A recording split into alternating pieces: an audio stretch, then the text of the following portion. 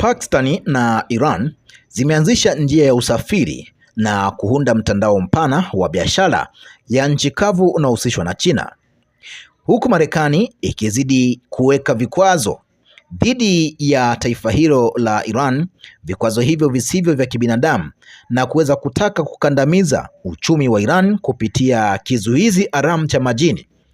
Tehran imefanya marekebisho ya kimkakati ambapo Pakistan ilianzisha rasmi njia mpya ya usafiri kupitia Iran siku ya Ijumaa, ikitangaza kwamba shehena ya kwanza ikiwemo nyama iliyosindikwa au iliyogandishwa ilikuwa ikielekea kule Tashkent, Uzbekistan. Ilikuwa imesafirishwa kupitia katika njia za ukanda wa uchumi chini ya ukanda wa kiuchumi wa China, Pakistan na njia za nchi kavu za Iran.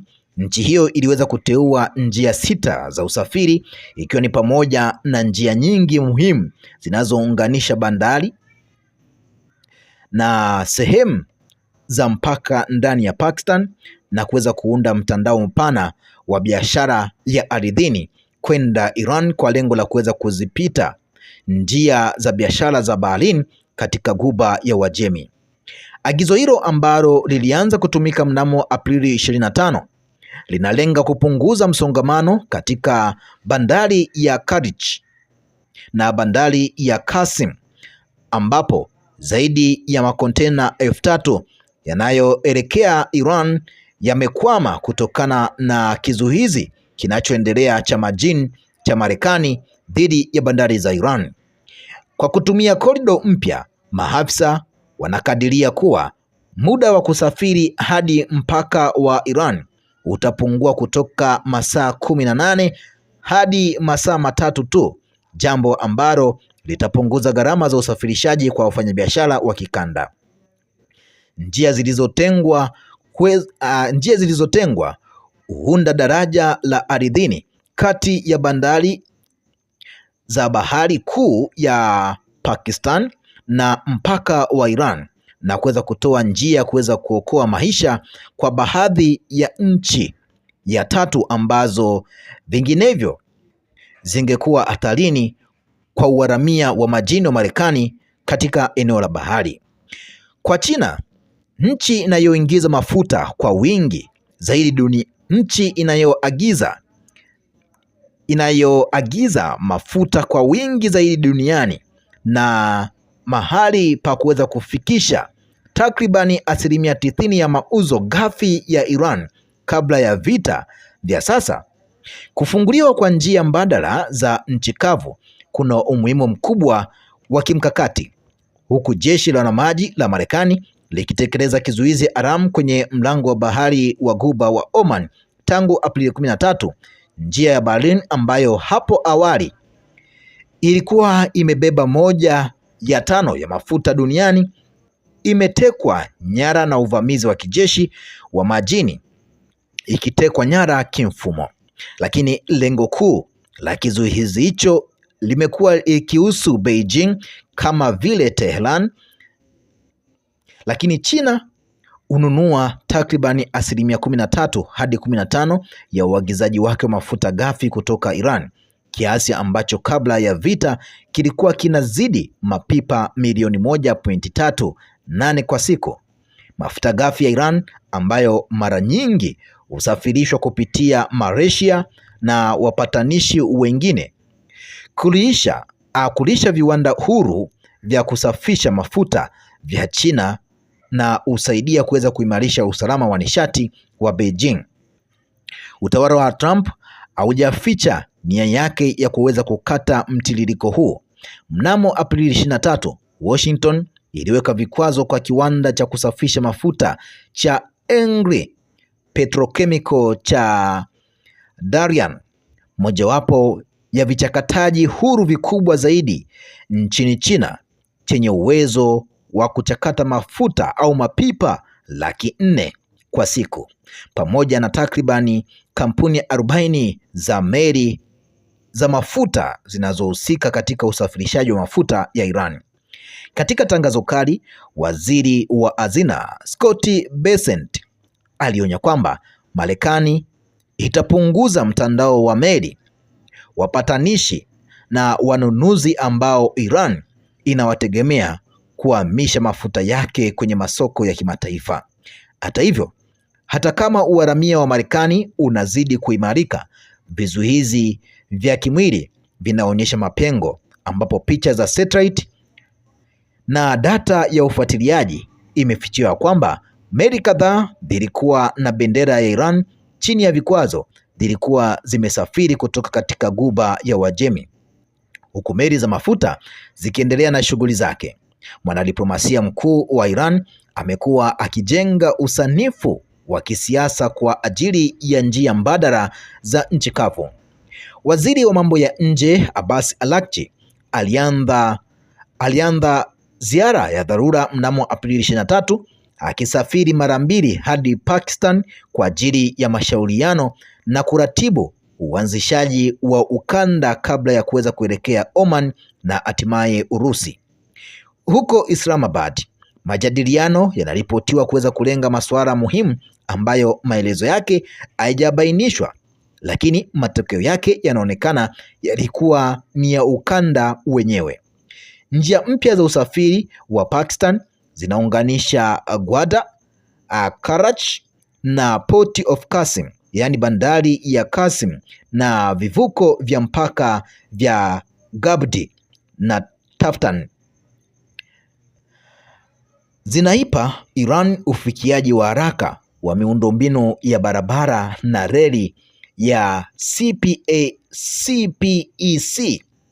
Gwadar ilijengwa kwa mikopo ya Wachina na wafanyakazi wa China kama UA dhidi ya maeneo ya baharini.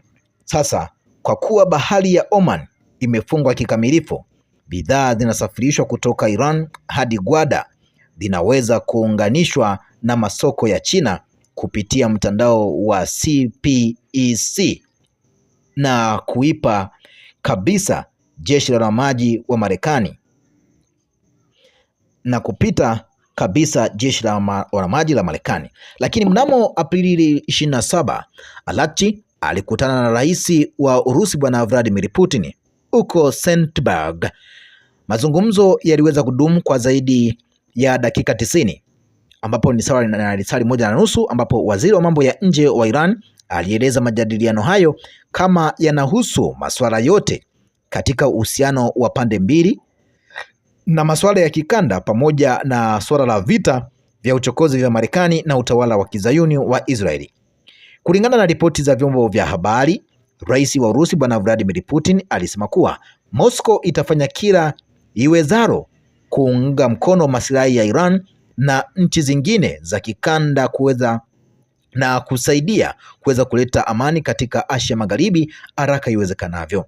Aliongeza kuwa sio tu Urusi pekee, bali sasa dunia nzima inawasifu watu wa Iran kwa upinzani wao dhidi ya Amerika.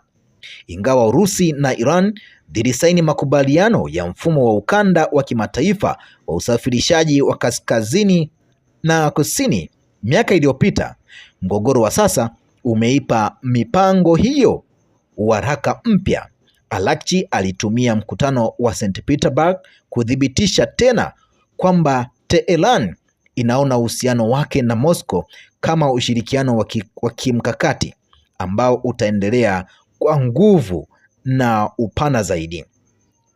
Kwa China, jukumu la Urusi linakamilisha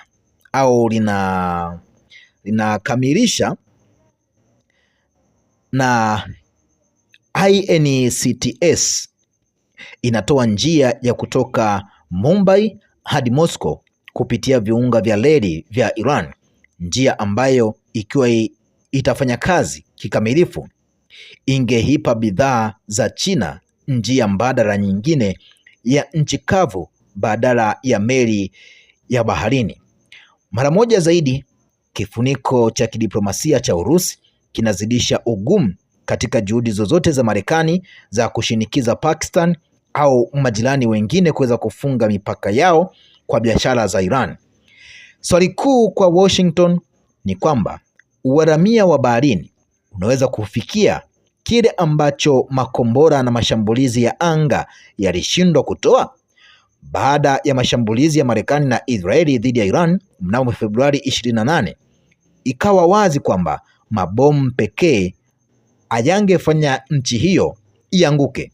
Kizuizi hicho kinawakilisha mabadiliko ya kukosa hewa ya kiuchumi yanayolenga kuweza kubana mapato ya mafuta ya Iran.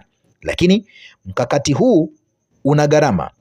Bei ya mafuta duniani inabaki kuwa juu, karibu dola 120 kwa pipa, na hivyo kuweza kusababisha shinikizo la mfumuko wa bei kote Marekani, Ulaya na kwingineko.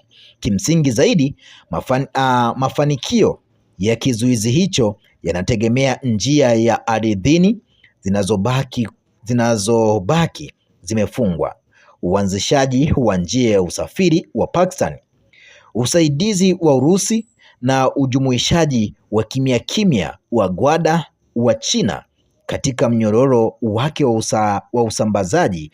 Kwa pamoja vinaonyesha kwamba Tehran inajenga njia ya kuweza kutoroka ya nchi kavu ambayo jeshi la wanamaji la Marekani aliwezi kuzuia chini ya hali yoyote. Wakati wowote kunapokuwa na vikwazo au vizuizi, pia kutakuwa na suluhisho, iwe ni njia zisizo rasmi au mipango mingine inayoweza kubadilika.